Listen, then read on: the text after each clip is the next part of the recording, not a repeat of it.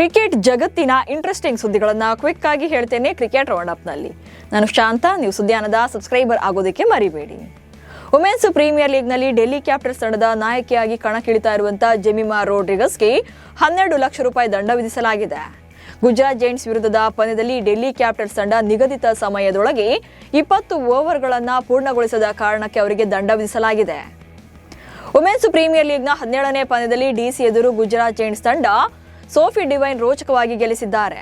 ಕೊನೆಯ ಓವರ್ನಲ್ಲಿ ಡೆಲ್ಲಿ ಕ್ಯಾಪಿಟಲ್ಸ್ ತಂಡಕ್ಕೆ ಕೇವಲ 9 ರನ್ಗಳ ಅಗತ್ಯ ಇತ್ತು ಗೆಲುವಿಗೆ.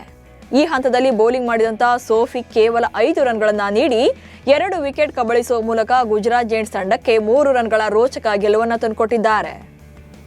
ಈ ಬಾರಿ ಐಪಿಎಲ್ನಲ್ಲಿ ತನ್ನ ಪಂದ್ಯಗಳನ್ನು ಚಿನ್ನಸ್ವಾಮಿ ಕ್ರೀಡಾಂಗಣದಲ್ಲಿ ಆಡುವ ಬಗ್ಗೆ ಆರ್ಸಿಬಿ ರಾಜ್ಯ ಸರ್ಕಾರಕ್ಕೆ ಮಾಹಿತಿ ನೀಡಿದೆ ಎಂದು ಮೂಲಗಳಿಂದ ತಿಳಿದು ಬಂದಿದೆ. ಕ್ರೀಡಾಂಗಣ ಆಯ್ಕೆ ಮಾಡಿಕೊಳ್ಳೋಕೆ ಫ್ರಾಂಚೈಸಿಗಳಿಗೆ ಬಿಸಿಸಿಐ ಜನವರಿ 27ರ ಡೆಡ್ಲೈನ್ ನೀಡಿತ್ತು. ಹೀಗಾಗಿ ಆರ್ಸಿಬಿ ವ್ಯವಸ್ಥಾಪಕ ಮಂಡಳಿ ತನ್ನ ಪಂದ್ಯಗಳನ್ನು ಚಿನ್ನಸ್ವಾಮಿ ಕ್ರೀಡಾಂಗಣದಲ್ಲಿ ಆಡುವುದಾಗಿ ಹೇಳಿದೆ. ಚರ್ಚೆಯ ಬಳಿಕ ಆರ್ಸಿಬಿಯಿಂದ ಅಂತಿಮ ನಿರ್ಧಾರ ಹೊರಬೀಳುವಂತ ಚಾನ್ಸಸ್ ಇದೆ. ವೈಭವ್ ಸೂರ್ಯವಂಶಿ ಇದೀಗ ಮತ್ತೊಂದು ವರ್ಲ್ಡ್ ರೆಕಾರ್ಡ್ ಮಾಡಿದ್ದಾರೆ. ಜಿಂಬಾಬ್ವೆ ವಿರುದ್ಧದ ಪಂದ್ಯದಲ್ಲಿ ಟೀಂ ಇಂಡಿಯಾ ಪರ ಬಿರುಸಿನ ಬ್ಯಾಟಿಂಗ್ ಪ್ರದರ್ಶನ ಮಾಡಿದಂತ ವೈಭವ್ ಸೂರ್ಯವಂಶಿ ಕೇವಲ 24 ಎಸೆತಗಳಲ್ಲಿ ಅರ್ಧ ಶತಕ ಬಾರಿಸಿದ್ರು.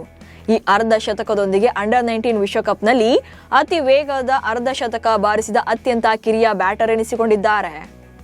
ತವರಿನಲ್ಲಿ ಟೀಂ ಇಂಡಿಯಾ ಟೆಸ್ಟ್ ಸರಣಿ ಸೋತಿರೋದಕ್ಕೆ ಮಾಜಿ ಮುಖ್ಯ ಕೋಚ್ ರಾಹುಲ್ ದ್ರಾವಿಡ್ ಕಾರಣಗಳನ್ನು ವಿವರಿಸಿದ್ದಾರೆ. 3 ಸ್ವರೂಪಗಳ ಆಟಗಾರರು ರೆಡ್ ಬಾಲ್ ಕ್ರಿಕೆಟ್ಗೆ ಸಿದ್ಧರಾಗೋಕೆ ಸಾಕಷ್ಟು ಸಮಯ ಇರಲ್ಲ. ಟೆಸ್ಟ್ ಪಂದ್ಯದಲ್ಲಿ ಸ್ಪಿನ್ನಿಂಗ್ ಅಥವಾ ಸೀಮಿಂಗ್ ಪಿಚ್ನಲ್ಲಿ ಗಂಟೆಗಟ್ಟಲೆ ಆಡೋದು ಸುಲಭ ಅಲ್ಲ. ಇವೆಲ್ಲ ಕೂಡ ಸರಣಿ ಸೋಲಿಗೆ ಕಾರಣ ಎಂದಿದ್ದಾರೆ. ಇಂದು ವಿಶಾಖಪಟ್ಟಣದಲ್ಲಿ ಭಾರತ ಹಾಗೆ ನ್ಯೂಜಿಲೆಂಡ್ ನಡುವೆ 4ನೇ T20 ಪಂದ್ಯ ನಡೆಯಲಿದೆ. ಈ ಸರಣಿಯಲ್ಲಿ ಆಲ್ರೆಡಿ ಭಾರತ ಗೆದ್ದಿರೋದ್ರಿಂದ ಫೆಬ್ರವರಿ 7ರಂದು ಆರಂಭಗೊಳ್ಳುವಂತ ಐಸಿಸಿ T20 ವಿಶ್ವಕಪ್ಗೂ ಮುನ್ನ ಭಾರತ ಅಭ್ಯಾಸ ಪಂದ್ಯದಂತೆ ಉತ್ತಮವಾಗಿ ಬಳಸಿಕೊಳ್ಳಬಹುದು. ಇಶಾನ್ ಕಿಶನ್ ಆರಂಭಿಕ ಬ್ಯಾಟರ್ ಜೊತೆಗೆ ವಿಕೆಟ್ ಕೀಪರ್ ಕೂಡ ಆಗಿರುವ ಕಾರಣ ಇಂದಿನ ಪಂದ್ಯದಲ್ಲಿ ಚೆನ್ನಾಗಿ ಆಡಿದರೆ T20 ವಿಶ್ವಕಪ್ ತಂಡದಲ್ಲಿ ಸ್ಥಾನ ಪಡೆಯೋದು ಗ್ಯಾರಂಟಿ ಎನ್ನಲಾಗಿದೆ.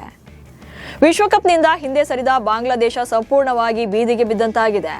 ಗ್ರೂಪ್ ಸ್ಟೇಜ್ನಲ್ಲಿ ಸಿಗಬೇಕಿದ್ದ 2.7 ಕೋಟಿಯಿಂದ 4.57 ಕೋಟಿ ಬಾಂಗ್ಲಾ ಕಳೆದುಕೊಳ್ಳಲಿದೆ. ಹಾಗೆ ಸರಿಯಾದ ಕಾರಣವಿಲ್ಲದೆ ಗೈರು ಹಾಜರಾದ ಕಾರಣಕ್ಕೆ ಐಸಿಸಿ ನಿಯಮದ ಪ್ರಕಾರ 18.3 ಕೋಟಿವರೆಗೂ ಕೂಡ ದಂಡ ವಿಧಿಸುವಂತಹ ಸಾಧ್ಯತೆ ಇದೆ. ಭಾರತದ ಕ್ರಿಕೆಟ್ ತಂಡದ ಅನುಭವಿ ಬ್ಯಾಟ್ಸ್ಮನ್ ಕೆಎಲ್ ರಾಹುಲ್ ನಿವೃತ್ತಿ ಬಗ್ಗೆ ಮಹತ್ವದ ಹೇಳಿಕೆ ನೀಡಿದ್ದಾರೆ. ನಾನು ನಿವೃತ್ತಿ ಬಗ್ಗೆ ಯೋಚಿಸಿದ್ದೇನೆ. ಅದು ತುಂಬಾ ಕಷ್ಟಕರವಾಗಿರುತ್ತೆ ಎಂದು ನಾನು ಭಾವಿಸೋದಿಲ್ಲ. ಸಮಯ ಸರಿಯಾಗಿದ್ದಾಗ ವಿಳಂಬ ಮಾಡದೆ ನಿವೃತ್ತಿಯನ್ನ ಪಡೆಯುತ್ತೇನೆ ಎಂದಿದ್ದಾರೆ. ಈ ಮೂಲಕ ಸಮಯ ಬಂದಾಗ ನಾನು ಹಿಂಜರಿಯೋದಿಲ್ಲ ಎಂದಿದ್ದಾರೆ.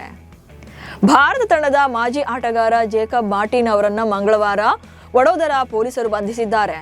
ಜನವರಿ 27ರಂದು ಮದ್ಯದ ಅಮಲಿನಲ್ಲಿ ಅಜಾಗರೂಕತೆಯಿಂದ ವಾಹನ ಚಲಾಯಿಸಿದ ಆರೋಪ ಇವರ ಮೇಲಿದೆ. ತಮ್ಮ ಐಷಾರಾಮಿ ಎಸ್ಯುವಿ ಕಾರಿನಲ್ಲಿ ರಸ್ತೆ ಬದಿಯಲ್ಲಿ ನಿಲ್ಲಿಸಿದ 3 ವಾಹನಗಳಿಗೆ ಡಿಕ್ಕಿ ಹೊಡೆದಂತ ಆರೋಪ ಇದೆ. ಆಸ್ಟ್ರೇಲಿಯಾ ತಂಡದ ವೇಗಿ ಕೇನ್ ರಿಚರ್ಡ್ಸನ್ ಅಂತಾರಾಷ್ಟ್ರೀಯ ಕ್ರಿಕೆಟ್ನಿಂದ ನಿವೃತ್ತಿ ಘೋಷಿಸಿದ್ದಾರೆ. 2023ರಲ್ಲಿ ಗಾಯದ ಕಾರಣದಿಂದಾಗಿ ಆಸೀಸ್ ತಂಡದಿಂದ ಹೊರಬಿದ್ದಿದ್ದ ರಿಚರ್ಡ್ಸನ್ ಇತ್ತೀಚೆಗಷ್ಟೇ ಸ್ಪರ್ಧಾತ್ಮಕ ಕ್ರಿಕೆಟ್ಗೆ ಕಂಬ್ಯಾಕ್ ಮಾಡಿದ್ರು. ಇದೀಗ 34ನೇ ವಯಸ್ಸಿನಲ್ಲಿ ನಿವೃತ್ತಿ ನಿರ್ಧಾರವನ್ನ ಘೋಷಿಸಿ ಅಚ್ಚರಿ ಮೂಡಿಸಿದ್ದಾರೆ. ಇವೆಷ್ಟು ಇವತ್ತಿನ ಕ್ರಿಕೆಟ್ ರೌಂಡ್ ಅಪ್ ಸುದ್ದಿಗಳು. ನಮಸ್ಕಾರ.